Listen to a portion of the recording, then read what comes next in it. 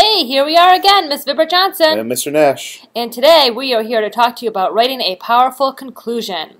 It's your opportunity to wrap up your essay in a tidy little package and bring it home to your reader. Yeah, unfortunately, packaging and how something looks at the end is sort of almost as important as what is inside. So when you get a Christmas present or you get a birthday present or you get a gift of some kind, which one would you rather have? This one that's kind of slocked together, or this one that looks all nice and pretty? You obviously want the pretty looking one. So at the end of your essay, your conclusion is a chance to put like that wrapping paper, that final finishing touches on your essay. And if you do a bad job, no matter how good the essay is, it might not make the point that you want it to be. People will overlook your sloppy wrapped present to open up a much neater package. So polish up your essay, make it look nice at the end, and it was going to make it drive home your point and to make it a far better argument. Okay, so your conclusion represents your last chance to say something important to your readers. So you've kind of outlined your argument in your intro, you've made your claims, you've supported it with evidence, you've analyzed it. Don't let it fall apart at the end. The end is so important to make your last chance, your last opportunity to say something. So what you should do in your essay, you should start by restating what you said in your thesis statement. And it shouldn't be the same thing, but it should be something similar. So what you said in your thesis, this is my position and why, should sort of be restated in your conclusion. But don't copy the sentence from your introduction into your conclusion. That's bad writing. That would be extremely redundant. You want to say it, but in a different way. Use different words, Yep. different sentence. And the conclusion is absolutely not ever the place to bring up new ideas. If it's an idea, it should be somewhere else in your writing. The ending point is just to drive home your point. So no new ideas in your conclusion. Okay, there are some really great things that you can put into your conclusion to really get the reader kind of thinking, to make your gift really nicely wrapped. Ask a proactive question. You can use a quote also. Invoke a vivid image. Go back to that narration idea. In my paragraph sample, you're going to see that I'm going to call for some sort of action. That's why those little green asterisks are there. Watch for that in my conclusion. End with a warning. The world is going to come to an end if you do not stop global warming. Universalize, compare this to other situations, suggest results or consequences. So these are all things that you can do in your concluding paragraph that will kind of cause that reader to go, oh, okay, I really must act on this. I must really think about this. This person who wrote this paper is right, and I will agree with them forevermore. So you can see, for example, like the one that Mrs. Vibber Johnson is going to show you in a second, call for action. Like you've supported all this evidence, you've explained why you're right, and then it's kind of like, now do this to fix it. Can you guess what call for action I'm going to make? I'll give you a hint. I'm going to call for the Board of Education to allow cell phone use. What a surprise! Okay, so here we go into what are the parts of a good conclusion.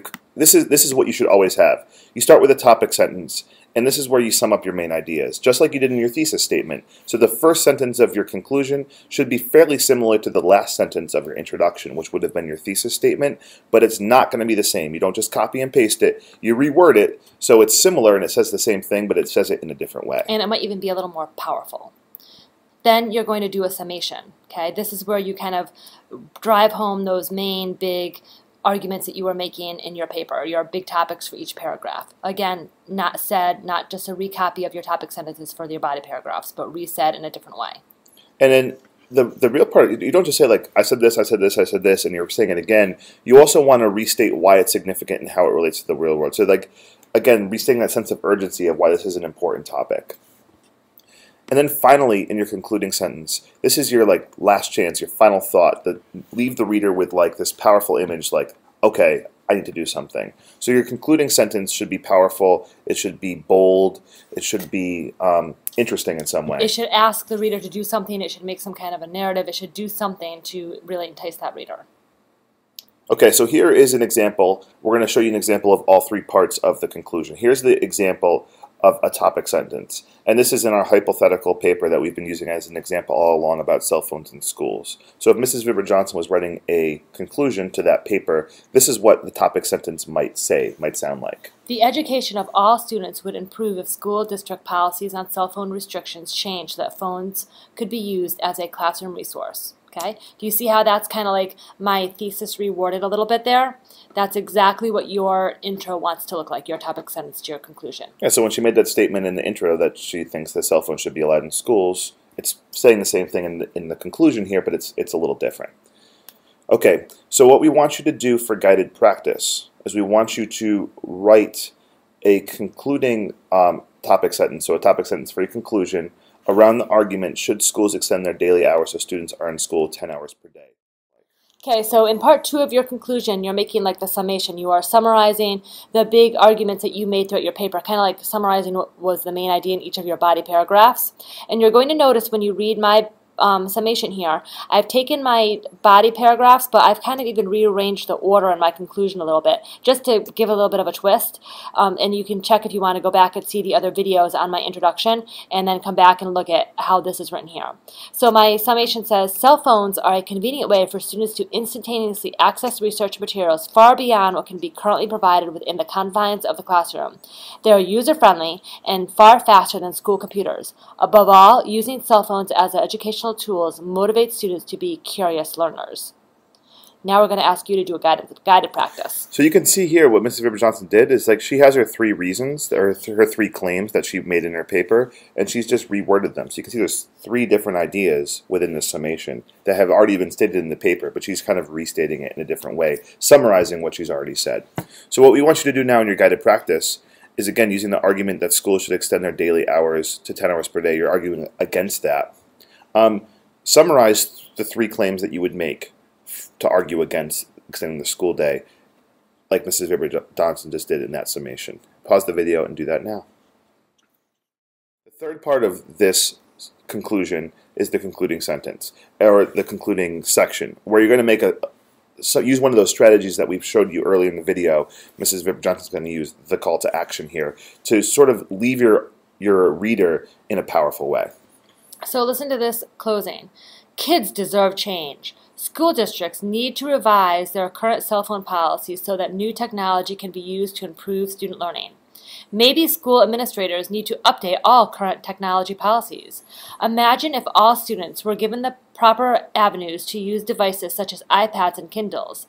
Student learning would grow exponentially.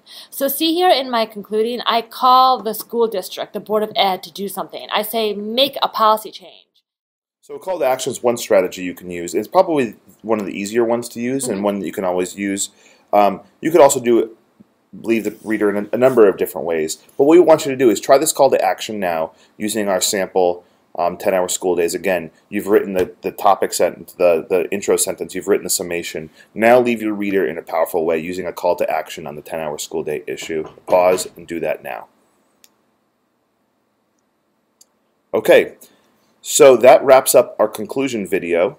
You see the final overall concluding paragraph here, and you can see that this is what the final paragraph would look like if it was a conclusion. You can pause the video and read it to yourself.